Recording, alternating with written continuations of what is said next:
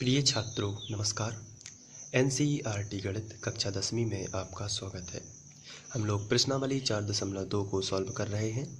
इसके पहले हम लोग 2 प्रश्न कर चुके हैं जिसको हमें गुणनखंड विधि से मूल ज्ञात करने थे। अब हम लोग तीसरा प्रश्न करेंगे। आपने अभी तक यदि 2 प्रश्न नहीं देखे हैं तो आप चैनल की प्लेलिस्ट पर जाकर वहां से देख सकते हैं। आइए अब हम लोग तीसरा प्रश्न हल करते हैं। तीसरा प्रश्न है करणी 2x वर्ग प्लस 7x प्लस 5 करणी 2 बराबर 0। तो इसके हमें गुणनखंड विधि से मूल ज्ञात करना है। तो सबसे पहले गुणनखंड विधि का नियम है सबसे आखिरी वाली संख्या यानी अचर राशि का गुणा x वर्ग के गुणांक में करना है। यहाँ पर लिखा है 5 करणी 2 और इसका गुणा हमें करना है करणी 2 में। तो आइए रफ में हम लोग इसको समझ लेते हैं। हम 5 करणी 2 का गुणा करणी 2 में करेंगे तो यहाँ पर संख्या का गुणा संख्या में होता है और करणी का गुणा करणी में ही होता है। तो आप यहाँ पर देख रहे होंगे, यहाँ पर संख्या है, यहाँ पर संख्या नहीं है, ये तो करणी है। तो यहाँ पर 1 माना जाता है। तो 5 एकम 5। करणी का गुणा करणी में होगा तो करणी बाहर आ जाएगा। करणी के बाहर यदि समान संख्या है तो करणी के बाहर आ जाती है। जैसे अगर हम करणी 5 का गुणा करणी 5 में करेंगे तो 5 बाहर आ जाएगा। यदि हम करणी 6 का गुणा करणी 6 में करेंगे तो 6 बाहर आ जाएगा।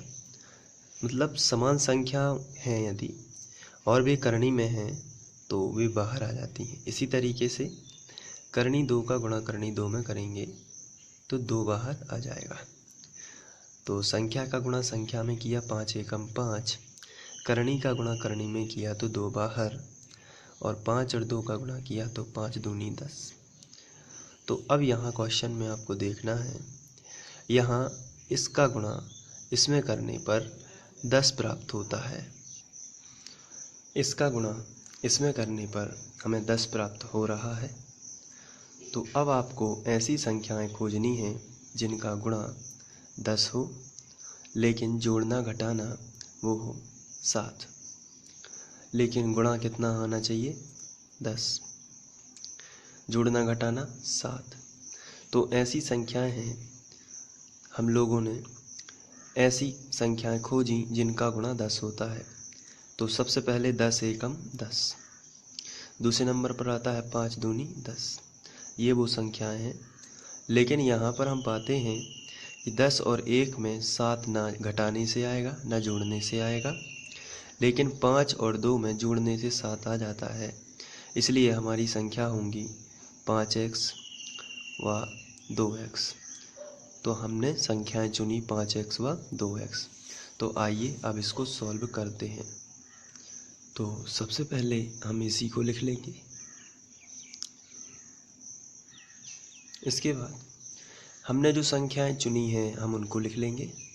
सबसे पहले करणी 2x वर्ग, फिर हमारी संख्याएं थी 5x और 2x, तो हम दोनों को लिख लेते हैं। यहाँ पर 5x प्लस 2x प्लस 5 करणी 2 बराबर 0।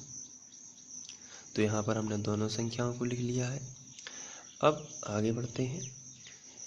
यहाँ से हम उभयनिष्ठ निकालेंगे दोनों में से। तो यहाँ पर करणी 2 है लेकिन यहाँ पर करणी 2 नहीं है, और यहाँ पर 5 है तो यहाँ पर 5 नहीं है, लेकिन यहाँ पर x है और यहाँ पर भी x है। इसका मतलब ये है कि हम x को कॉमन निकाल सकते हैं। यहाँ पर केवल 1x है, यहाँ पर 2x है। इसका मतलब हम 1x को तो कम से कम कॉमन निकाल सकते हैं। जैसे ही हम यहाँ पर x कॉमन निकालेंगे तो हमारे पास बचेगा √2 यानी करणी 2, और 1x बाहर निकल गया तो 1 बच गया प्लस। इसी तरीके से हम यहाँ पर 1x बाहर निकालेंगे तो बचेगा 5। अब यहाँ पर देख लेते हैं। यहाँ पर 2 यहाँ पर है लेकिन 2 यहाँ पर नहीं है, लेकिन करनी 2 यहाँ पर है और करनी 2 यहाँ पर है। अब देखते हैं कैसे। क्योंकि जब कहीं भी 2 लिखा होगा इसका मतलब होगा कि वो करनी 2 इंटू करनी 2 लिखा है। कहीं भी 3 लिखा है इसका मतलब है कि वो करनी 3 इंटू करनी 3 लिखा है। कहने का मतलब ये होता है कि जब भी कोई संख्या है तो उसे 2 बार करनी में लिख सकते हैं। तो यहाँ पर करनी 2 है तो यहाँ पर भी करनी 2 है। ये जो 2 लिखा है ये करनी 2 इंटू करनी 2 के रूप में लिखा है। तो यहाँ पर हम सबसे पहले क्या करेंगे कि √2 जो है उसको माइनस निकाल देंगे। तो यहाँ पर एक रूट बच जाएगा, क्योंकि ये जो 2 थे ये 2 बार लिखे थे, इसलिए एक यहाँ पर बच जाएगा। तो यहाँ पर हम एक बचा देते हैं। x प्लस यहाँ से √2 कॉमन निकल जाएगा तो केवल बचेगा 5 बराबर 0। इसके बाद हम यहाँ पर इन दोनों ब्रैकेट्स में से एक ब्रैकेट बाहर निकाल लेते हैं, यानी कि मिलेगा हमें √2x प्लस 5 और दूसरा ब्रैकेट ये जो बाहर है इसको लिख लेते हैं x प्लस √2। अब इसके बराबर 0 है तो इसको ज्यों का त्यों लिखते हैं। अब चूंकि हमें मूल ज्ञात करना है इसलिए हम पहले ब्रैकेट के बराबर भी 0 लेंगे, उसके बाद दूसरे ब्रैकेट के बराबर 0 लेंगे। तो चलिए करते हैं। √2x प्लस 5 बराबर 0, या इसके भी बराबर 0 ले लेते हैं। x प्लस √2 बराबर 0। यहाँ पर हम इम्प्लाई z का इस्तेमाल कर सकते हैं। इसके बाद ये प्लस का 5 इस तरफ आएगा तो माइनस का 5 हो जाएगा।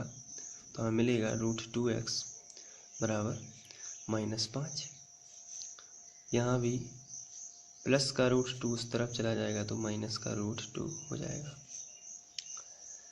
इसके बाद ये गुणा वाली संख्या है और गुणा वाली संख्या हमेशा बटे में जाती है।